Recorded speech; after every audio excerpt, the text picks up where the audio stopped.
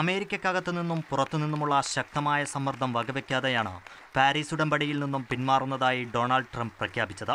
കരാർ പൂർണ്ണമായും അമേരിക്കൻ വിരുദ്ധമാണ്. കരാറിന്റെ ഭാഗമായി തുടർന്നാൽ GDPയിൽ $3 ട്രില്യൺ നഷ്ടമാണ് ഉണ്ടാകാൻ പോകുന്നത്. 6.5 ലക്ഷം തൊഴിലവസരങ്ങളും നഷ്ടപ്പെടും. പാരീസ് ഉടമ്പടി കാലാവസ്ഥാ വ്യതിയാനം സംബന്ധിച്ചല്ലെന്നും അമേരിക്കയ്ക്ക് മേൽ മറ്റു രാജ്യങ്ങൾക്ക് സാമ്പത്തിക മേധാവിത്വം നൽകാനുള്ള ഗൂഢാലോചനയാണെന്നും ട്രംപ് ആരോപിച്ചു. The United States will withdraw from the Paris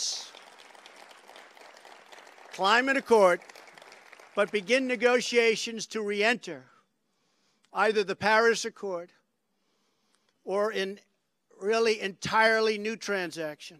UN കാലാവസ്ഥാ ഫണ്ട് വിതരണം ചെയ്യുന്നത് നിർത്തിവെക്കാനും ട്രംപ് നിർദ്ദേശിച്ചിട്ടുണ്ട്. അമേരിക്കയ്ക്ക് കൂടി സ്വീകാര്യമായ കാലാവസ്ഥാ കരാറിനായി ശ്രമം തുടരുമെന്നും ട്രംപ് വ്യക്തമാക്കി. പ്രസിഡന്റ് തെരഞ്ഞെടുപ്പ് സമയത്ത് തന്നെ പാരീസ് ഉടമ്പടിക്കെതിരെ ട്രംപ് നിലപാടെടുത്തിരുന്നു. മകൾ ഇവാങ്ക ട്രംപും ഗൂഗിൾ അടക്കമുള്ള ബഹുരാഷ്ട്ര കമ്പനികളും ട്രംപിനെ പിന്തിരിപ്പിക്കാൻ ശ്രമം നടത്തിയെങ്കിലും വിജയം കണ്ടില്ല. യൂറോപ്യൻ സന്ദർശന വേളയിൽ ജർമ്മൻ ചാൻസലർ ആംഗല മെർക്കൽ അടക്കമുള്ള ലോക നേതാക്കളും ശ്രമം നടത്തിയെങ്കിലും ട്രംപ് വഴങ്ങിയില്ല. അതേസമയം കരാറിൽ ഉറച്ചു നിൽക്കുമെന്ന് യൂറോപ്യൻ യൂണിയനും ചൈനയും വ്യക്തമാക്കി.